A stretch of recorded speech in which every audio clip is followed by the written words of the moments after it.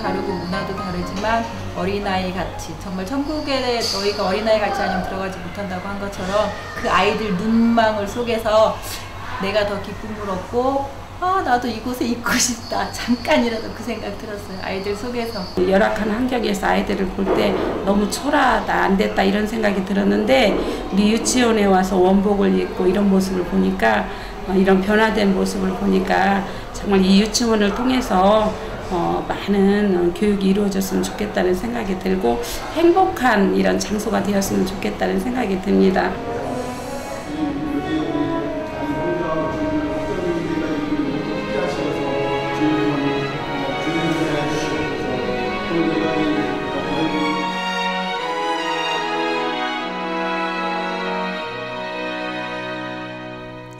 안녕하십니까. CTS 스페셜 진행을 맡은 아나운서 최민아입니다.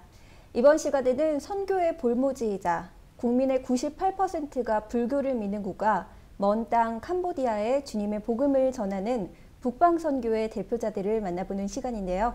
먼저 자리해 주신 목사님과 장로님 함께 이야기 나눠보도록 하겠습니다. 목사님, 장로님 와주셔서 감사합니다. 네, 안녕하세요. 반갑습니다. 네, 오늘 귀한 시간 내주셔서 감사합니다. 먼저 간략하게 소개를 좀 부탁드리도록 하겠습니다. 예, 저는 북방선교회 이사장을 맡고 있는 김도경 목사입니다.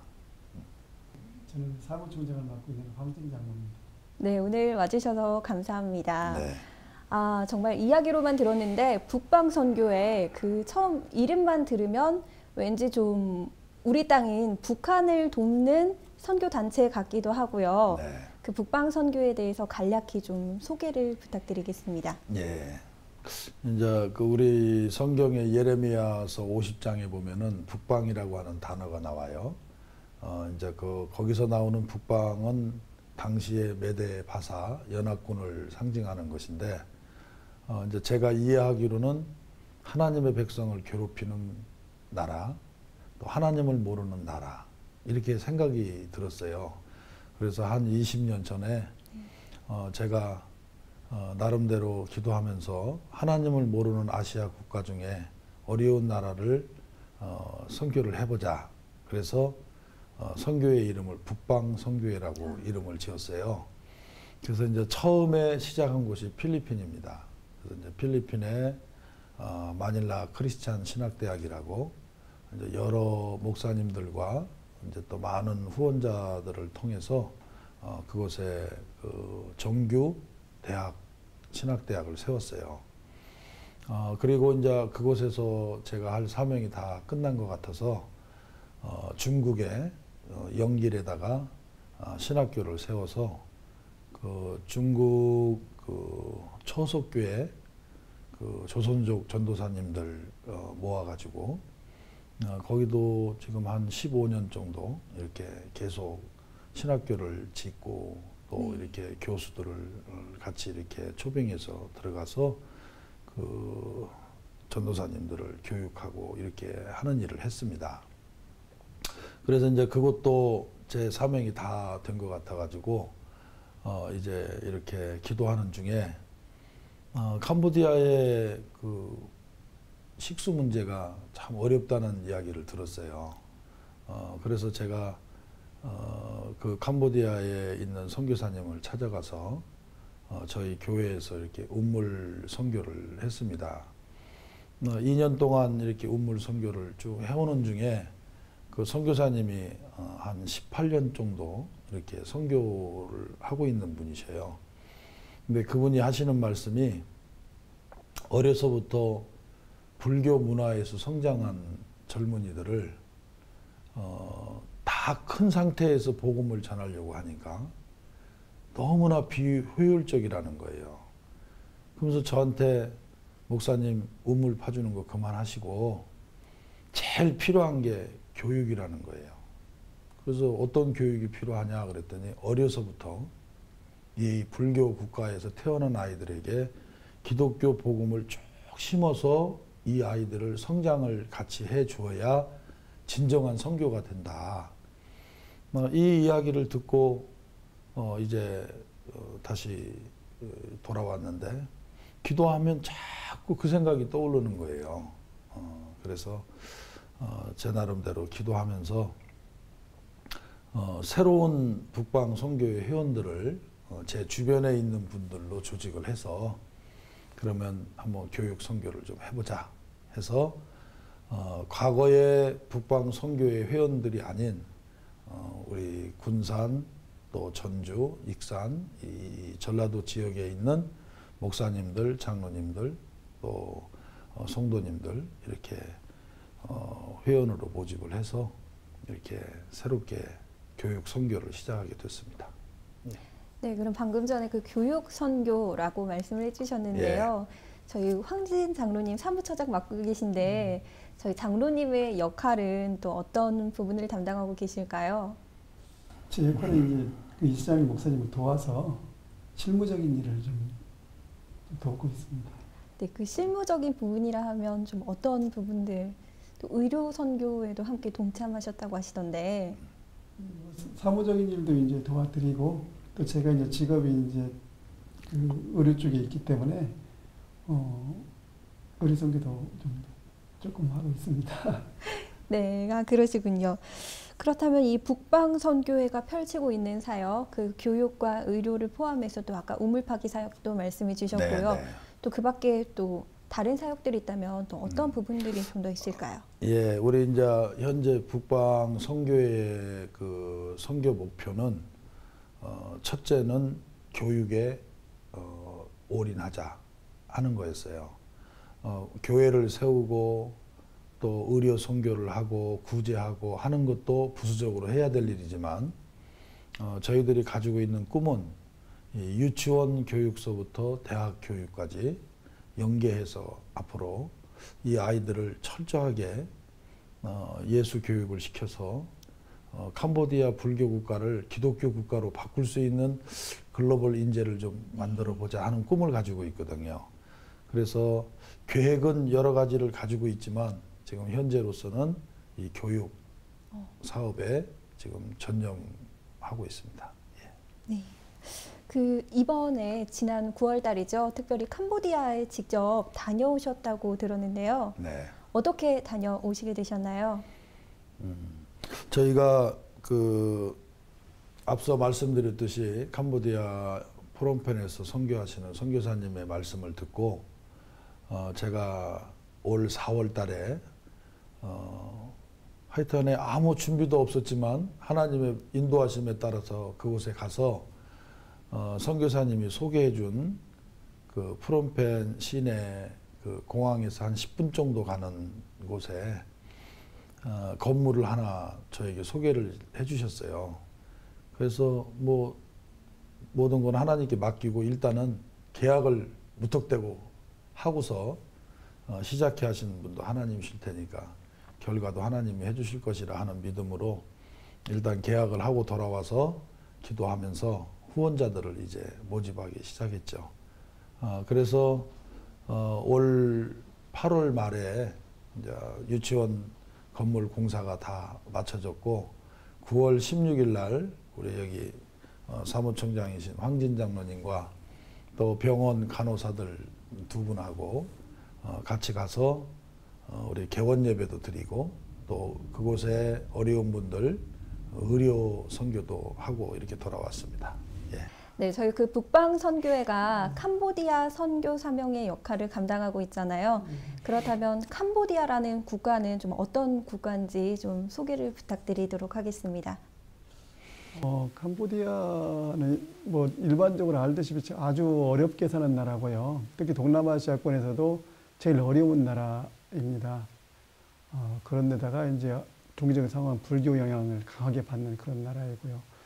특히 이제 기본적으로 선교가 시작될 때 저희들도 똑같은 그런 경로를 밟았지만 우리 개화기 때 유국 선교사님들이 오셔서 한국에 와서 제일 먼저 한 게 물론 예배당 지은 거지만 또 동시에 한 게 병원 짓고 학교 지은 거잖아요. 그래서 그런 어떤 바탕에 의해서 한국이 이렇게 교회가 성장하고 하는 가장 중요한 바탕이 됐다고 우리 전문가들은 평가하는데 저희들도 이제 거기에 착안하고 또 사실 이렇게 본질적인 문제로 중요한 문제로서 그 현지의 삶을 현지인들의 삶을 보듬어주는 거 그런 거 하나 하고 또 하나는 여러 차례 이사님께서 누차 말씀하신 대로 그 불교적인 영향이나 문화가 굉장히 강한 곳이기 때문에 이미 그분들이 성장했을 때 사고가 불교식 문화와 불교식 사고로 굳어진 상태의 선교는 아주 어려운 상황인 거거든요.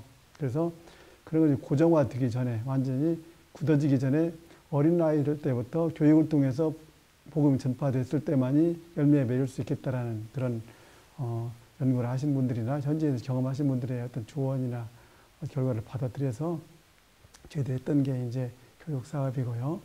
그래서 아까 말씀드린 대로 우리 선교의 그 한국이 선교를 복음이 받아들일 때 경험과 또 현지 그 캄보디아가 처한 그 종교적 상황과의 종합적으로 분석해 봤을 때 어린아이 교육 사업을 통한 복음 전파, 이제 가장 실효적이고 가장 효과적인 종류라 그렇게 판단이 돼서 이제 그런 시작을 시작했고, 또 하나 캄보디아만이 갖는 좀 특별한 그 상황이 있습니다. 그래서 우리가 많은 분들이 알겠지만 70년대 중반 정도의 상황인데 공산주의 정권이 그 크메르 루즈라는 그 세력인 공산주의 그 정권이 캄보디아를 지배했을 때 국민들을 공산주의적인 사고를 개조해야겠다는 그런 어떤 헛된 꿈을 가지고 지식인들을 굉장히 억압하고 또 사실은 많이 처형을 해서 한 국민의 3분의 1 정도가 다 사망케 되는, 죽게 되는 그런 아주 슬프고 불행한 그 역사를 가지고 있는 민족이 캄보디아의 민족의 역사고 현대 역사고 그 경험이어서 지금도 그분들은 학교 보내는 것이 문맹률이 이제 굉장히 동남아시아권에도 굉장히 높은 나라인데 왜 그러냐면은 교육을 받아 지식이 되는 것이 그들한테 삶의 위협이 된다는 걸 경험들을 깨닫고 축적된 경험을 갖고 있는 분들이에요. 그래서 아이들도 경제적인 상황이 어려워서 학교에 안 보내는 것도 가장 큰 이유이긴 하지만 또 하나 이유는 그렇게 슬프고 불행했던 과거의 아픈 역사의 경험을 통해서 학교 불에서 기직이 되는 것이 생명의 위협을 받을 수 있겠다라는 그런 경험을 그냥 있는 거예요, 그분들한테는. 그래서 교육을 시키지 않는 그런 결과가 있었고, 그래서 그런 부분이 캄보디아 국민들이나 캄보디아 어린이들한테 교육으로부터 멀어지는 그런 결과가 돼서 저희들이 지향하는 이렇게 교육 선교, 특히 어린아이 때부터 그 교육을 복음적인 교육을 받아들이게 하는 것이 다른 지역에서도 사람 사는 모든 지역에서도 다 필요하고 효율적인 것이겠지만 특히 캄보디아 상황에서 역사적인 상황, 사회적인 상황에서 가장 중요하고 가장 급선무적인 그 복음 그 전파의 방법이다라는 생각이 들었던 거고요. 누차 반복은 말이지만은 그렇기 때문에 저희들이 이런 사업을 시작했던 거고 저는 앞으로 좋은 성과가 있을 거라고 보고요. 여러 가지 사업을 통해서 복음 전파할 수 있죠. 또 그것도 해야 되겠죠. 그렇지만 모든 걸 다 할 수는 없잖아요. 우리가 좋다고 할 수 있는 거 모든 걸 다 할 수는 없는데 저희들이 북방선교를 통해서 하고 싶은 그 복음 전파는 일관되게 교육을 통해서 해야 되겠다. 유치원, 초등학교, 중학교, 고등학교, 대학까지. 그게 저희들 현재 아직까지 꿈이고 비전이지만 또 비전을 가지면 하나님께서 이루어질 걸 믿고 지금 시작하고 있고 지금 진행하고 있는 상황이 지금 상황입니다. 네, 그 하나님도 성경에 보시면 가르치는 일에 굉장히 열심이셨잖아요. 그런 것처럼 어떻게 보면 그 교육이야말로 앞으로 미래의 일꾼들을 키워낼 수 있는 가장 효율적이고 좋은 사업이 아닌가 싶은 생각이 들거든요. 네. 캄보디아 상황이 지금 기성세대가 그런 아주 불행한 과거 경험의 결과로서 기성세대로서의 교육할 수 있는 그 인프라가 없다고 합니다. 그 세대가 단절돼 버렸어요. 그래서 인구의 3분의 1이 그것도 지식인들만 사망한 그런 결과에 있다 보니까 지금 가르칠 인프라나 인적 구조가 형성이 전혀 되지 않았다고 합니다. 그런 상황이기 때문에 유국인들, 특히 한국 선교사님들을 통해서 하는 그런 사업은 복음 전파를 통한 어떤 그분들한테 궁극적인 어떤 시혜이기도 하지만 현실적인 삶 속에서도 그분들한테 유익한 도움이 될 거라고 생각합니다. 이야기를 듣고 보니까요. 어떻게 보면 그 캄보디아인들에게는 교육을 받는다는 것이 좀 역사적이자 시대적인 아픔으로 다가올 수도 있겠다라는 생각이 들거든요. 네, 얼마 안 됐기 때문에 그래요. 네. 참 정말 이 문명의 시대라고 말하는 이 시대에 그런 가르칠 사람이 없고 또 배우기를 원하는 사람이 없다는 사실이 굉장히 좀 아픔으로 다가오는 것 같습니다. 저도 한 3년 전쯤에 캄보디아 단기 선교를 잠시 다녀온 적이 있었는데요. 네. 수도 프놈펜을 제외하고서는 교육 환경이 너무 열악하다라는 선교사님들의 말씀이 있더라고요. 네. 직접 보고 오신 상황은 좀 어떻던가요?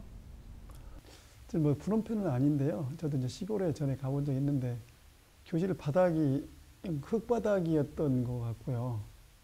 칠판도 없었던 것 같고 뭐 그런 상황이니까 뭐 더 이상 얘기하기도 그렇고 사실은 그분들한테 교육은 좀 사치스러운 말일 수도 있습니다. 왜냐하면 일단 먹고 숙식 거주할 때조차도 불안한 상황이기 때문에 특히 이제 일상이 말씀하신 대로 결국 아이들은 이제 교육을 통해서만 변화될 수 있다는 그런 전문가들의 조언도 있고 사실 가보니까 그런 현상도 있고 그래서 일단 교육을 통해서만이 그 애들을 구할 수 있다고 믿어져서 교육 사업을 이성님 도와서 같이 하기로 했습니다.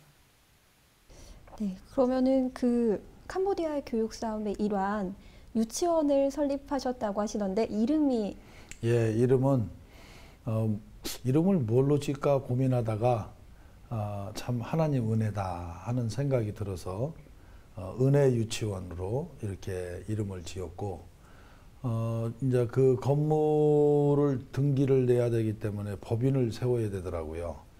그래서 이제 법인을 세웠는데 그 법인 세워주는 그 회계 업무를 하는 그 회사에서 저희한테 준 이름이 선린이라고 하는 법인 이름을 줬어요.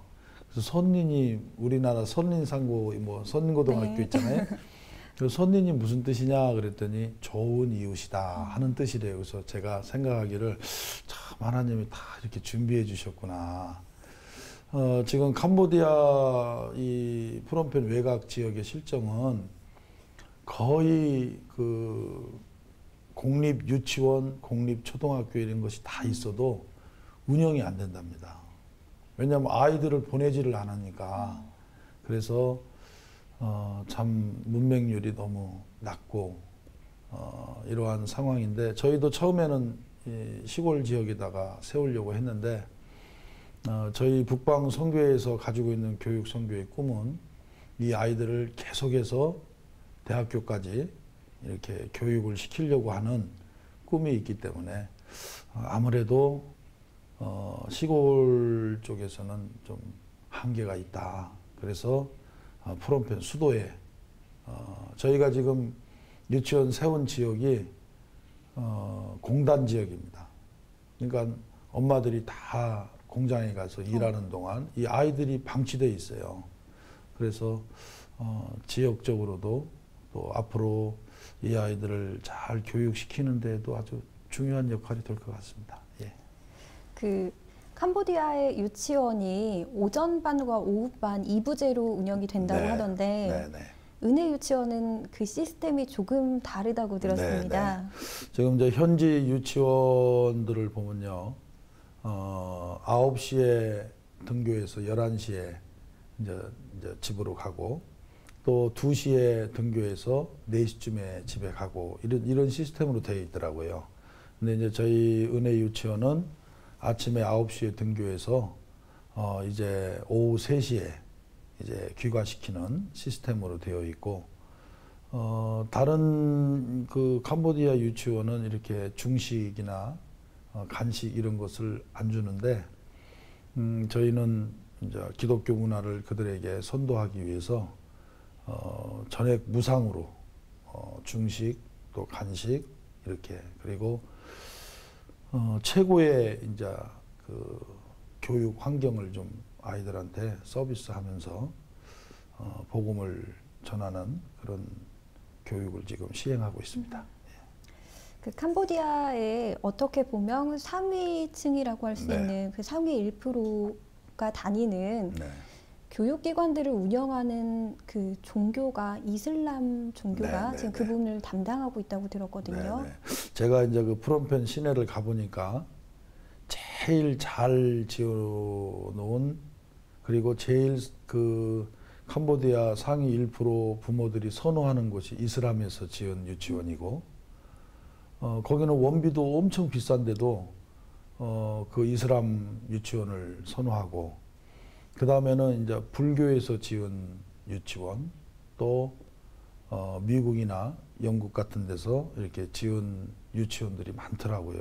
제가 가봐도 시설이 정말 어마어마할 정도로 참 부럽다 하는 생각이 들었어요. 그래서 제가 그걸 보면서도 우리 은혜 유치원도 서로 찾아오는, 예수를 전하는 유치원이지만 서로 찾아오는 이런 유치원으로 만들어야 되겠구나. 그리고 하나님 앞에 기도하고 돌아왔습니다. 예. 앞으로 은혜 유치원뿐 아니라 초등학교, 중학교, 네. 또 고등학교, 대학교까지도 네. 하나님의 나라를 이끌어갈 일꾼들을 키우는 네. 그런 교육기관이 되지 않을까. 저도 마음으로 기도하겠습니다. 네, 감사합니다. 네. 그런데 이 교육을 담당해 주실 현지 교사분들의 역량이 또 굉장히 중요할 그러죠. 거라고 생각이 예, 들거든요. 저희가 이제 이 사업을 시작하면서 그 건물을 구입하는 그 재정에 대한 고민보다도 이 아이들을 가르칠 유치원 교사들이 제가 알아본 결과는 그 예수를 믿는 교사가 없다는 거예요. 지금 현재 프롬펜에서 유치원 교사들을 그 기독교 교육을 시키는 학교가 하나 생겼는데 아직 졸업을 못했다는 거예요. 그것이 제일 그 고민이었는데, 하나님께서 좋은 일꾼들을 만나게 해주셨고, 또 지금 현재 그 우리 유치원 교사가 2분 계시는데 예수 믿는다고 집에서 쫓겨난 사람들이에요. 그 정도로 열정을 가진 사람이 유치원 교사로 준비되어 놨더라고요, 하나님께서. 그래서 다른 일반 교사보다도 제가 월급을 더 주라 그랬어요. 더 줘서 이런 사람 찾기 어렵고, 이런 사람도 다른 데로 가버리면 안 되니까 좀 숙식도 제공해주고 월급도 좀 더 많이 줘서 다른 일반 교사보다 우리 아이들을 처음부터 이제 기독교 교육을 잘 시킬 수 있도록 하라고. 그래서 2분이 지금 열심히 수고하고 계십니다. 예.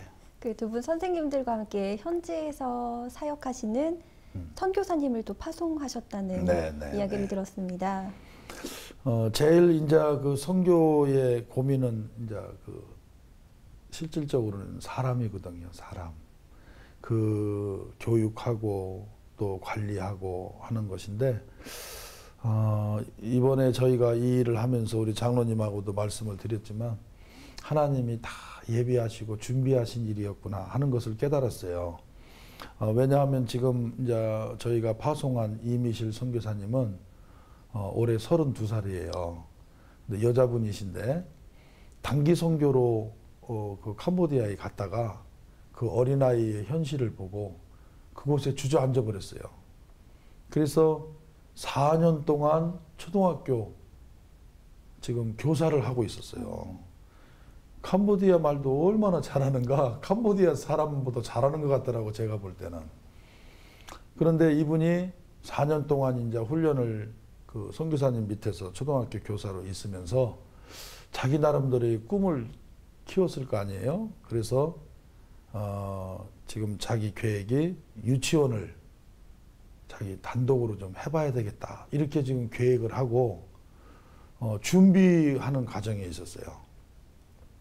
근데 제가 군산에서 이제 아는 목사님들하고 식사를 하게 됐는데 제가 뭔 얘기 끝에 캄보디아 얘기를 했더니 이 자기네 교단 목사님 딸이 캄보디아에서 지금 4년 전부터 교사를 하고 있고 지금 유치원을 세우려고 한다.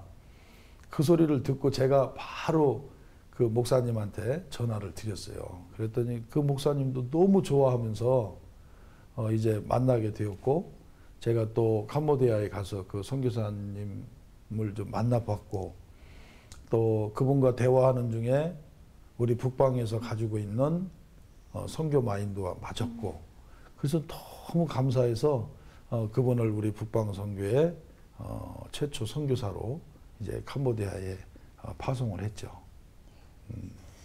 그 아까 말씀하신 건축 비용도 그렇고 지금 캄보디아의 건축 자재비가 또 굉장히 비싸다고 네, 네. 들어서 좀 운영에 굉장한 어려움이 좀 있으셨을 것 같은데 네, 어떤 좀 도움을 받을 수 있는 도움을 주셨던 분들이 계실까요? 네, 저희가 이제 프롬펜에 가서 보니까 거기는 그 자체적으로 생산하는 것이었고 거의 99%가 수입에 의존하는 나라이기 때문에 건축 자재가 우리나라 자재에 비하고 거의 동등하더라고요. 그래서 그 건물을 구입하면서 예상 건축비가 한 8천만 원 정도 들겠다 이런 생각을 했었어요. 그래서 이제 고군이 한국에 돌아와서 우리 이제 장로님하고 상의해서 이제 후원자들을 모집했죠. 근데 이제 참 이렇게 건축 후원을 해주는 분들 가운데는 정말 어떤 할머니가 어느 날 저를 찾아왔어요. 네.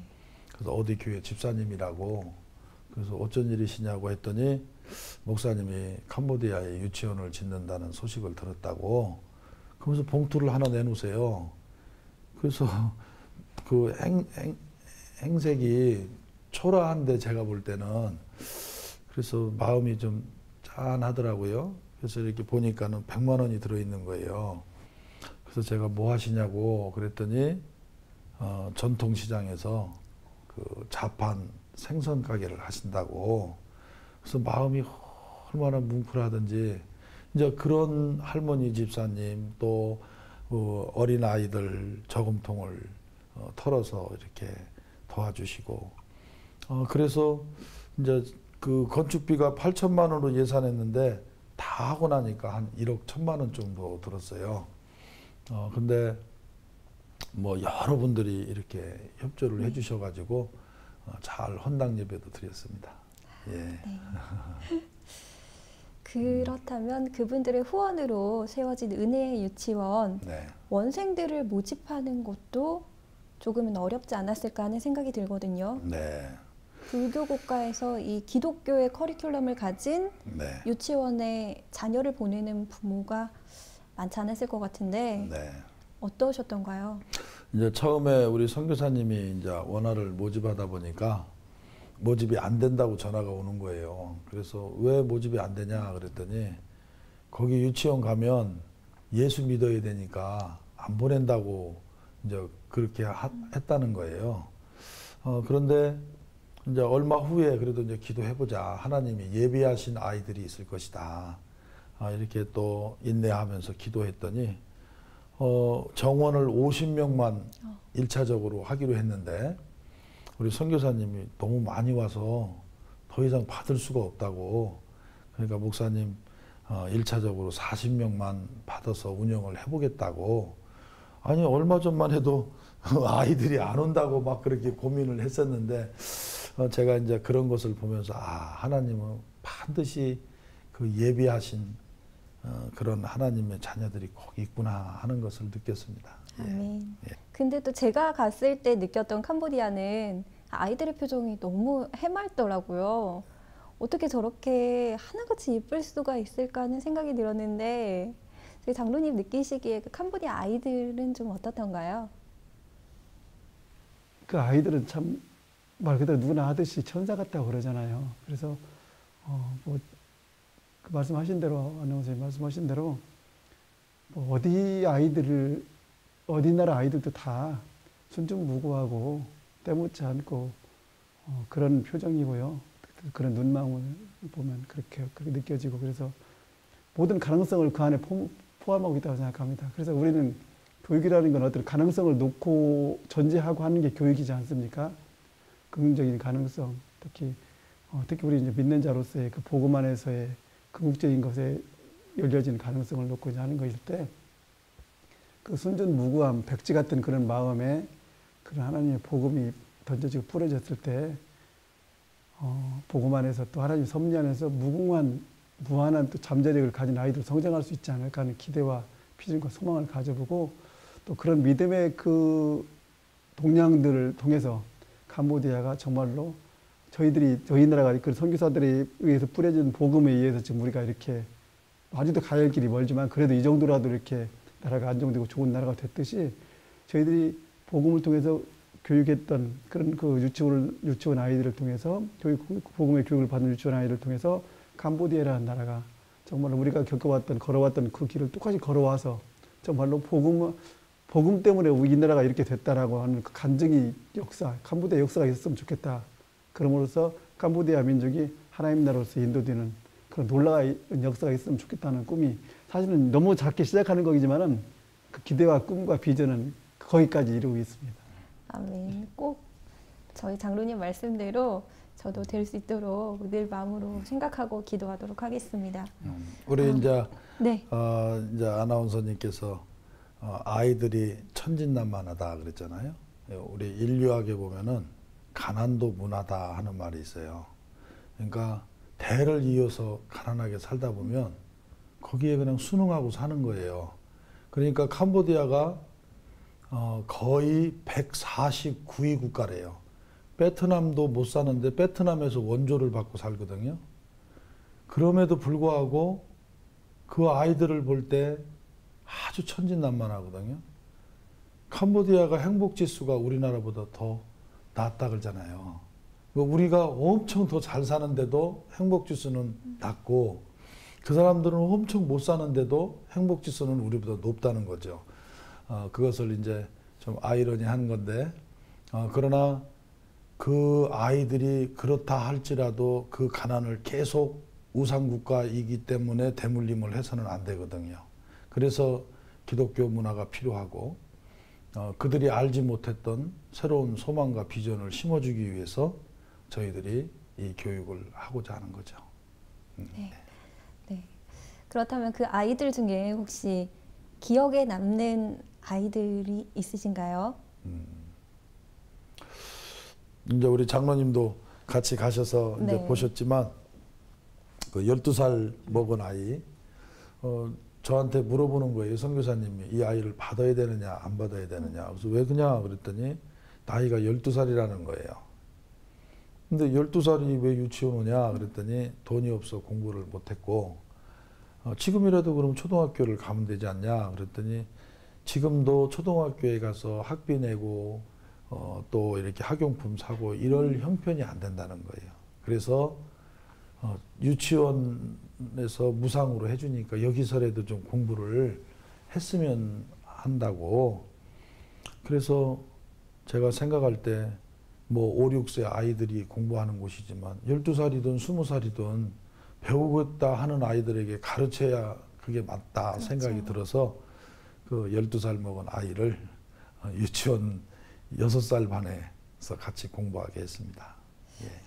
네, 그러면은 지금 현재 운영이 되어지고 있는데 네. 운영에 좀 어려움이 있으시다면 어떤 부분이 있을까요? 이제 어려운 점은 저희가 그 운영이사가 24분이고요. 또 지금 현재 후원이사가 139명입니다. 근데 이제 이분들이 지속적으로 뭐 10년이든 20년이든 계속 대학을 세워서 운영하는 데까지 가야 되니까 이제 지속적으로 해야 되는 점이 좀 어려울 수 있을 것이고 저희들이 이 일을 하면서 기도원 300용사처럼 하나님 앞에 기도하면서 300명의 교회가 각기 다르고 교단이 각기 다르지만 이런 교육의 마인드를 가진 사람들이 모이면 뭐 얼마든지 할 수 있지 않을까 하는 감동을 하나님이 주셔서 비전 300 프로젝트를 시작했어요. 그래서 현재 저희가 지금 169명 이렇게 후원자를 모집했는데 이제 131명이 모집이 돼야 이제 내년에 또 이렇게 초등학교를 졸업하는 아이들을 네. 초등학교로 이렇게 가르칠 수 있기 때문에 오늘 시청하시는 우리 성도님들께서 같이 기도해 주시고 또 함께 이 교육 선교에 뜻이 있는 분들은 이렇게 후원해 주시면 보다 더 효율적인 복음을 전파할 수 있지 않을까 이런 생각을 합니다. 네, 또 저희 목사님께서 그 영혼의 건강을 담당하고 계시다면 네. 저희 사무처장님인 저희 네. 황진 장로님께서는 그 육의 건강을 담당하시는 네, 분이 네. 아니신가 싶은데 그 지금 캄보디아의 의료 선교 실정은 좀 어떻고 좀 어떤 부분들을 좀 더 저희가 도울 수 있을까요? 이번에 가서 선교 그 의료 한 건 주로 이제 그 아이들의 부모님들 가족들을 중심으로 했고요. 또 아까 목사님 말씀하신 대로 그 공단 지역에 유치원이 있기 때문에 공단 주변에 있는 근로자들이 일부 이렇게 와서 치료를 했습니다. 그래서 뭐 다른 부분이 다 그렇듯이 의료 부분도 굉장히 취약해서 그 할 부분이 그 활동을 할 부분이 많이 있고요. 근데 이제 다행스럽고 복된 것은 저희들만 이렇게 하는 게 아니고 한국에 있는 참 유수한 대학, 교회나 단체에서 또 푸놈펜을 중심으로 한 여러 그 시골 지역까지 또 의료 선교를 또 하는 부분이 가보니까 또 많이 있더라고요. 그래서 협력해서 같은 목표를 같은 뜻을 가지고 하는 거니까 협력해서 하면 더 효과적으로 할 수 있겠다 싶은 생각을 저는 확인하고 왔습니다. 네, 너무 참 애쓰셨고요. 네. 그러면 이제 선교회를 운영하면서 좀 주변 도움에 이제 손길이 많이 필요할 것 같습니다. 네. 네. 그 저희 CTS 지금 시청하고 계신 시청자분들께 당부의 말씀이나 부탁의 말씀 드린다면. 네. 우리나라가 선교 제2국가라는 자부심, 뭐 교회마다 교단별로 또 개인적으로도 얼마나 많은 일을 하는지 외국에 나가보면 정말 자긍심을 이렇게 갖게 됩니다. 저희도 제가 담임하는 교회적으로도 뭐 선교하는 일도 하고 또 교단적으로도 많은 일을 하고 있지만 저희 북방 선교회에서는 전라북도 지역에 계시는 선교 교육 선교의 뜻이 있는 분들을 함께 모아서 하나님이 가장 기뻐하시는 일일 것 같아요.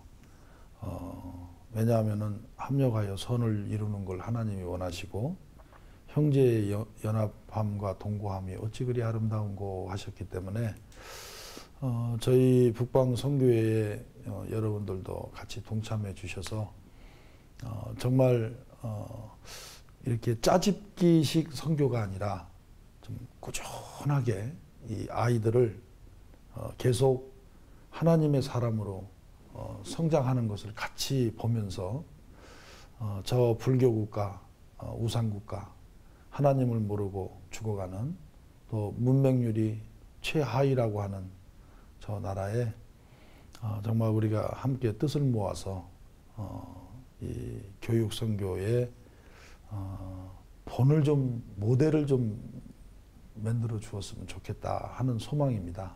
우리 CTS 시청자 여러분들도 많은 기도도 또 후원도 부탁을 드리겠습니다.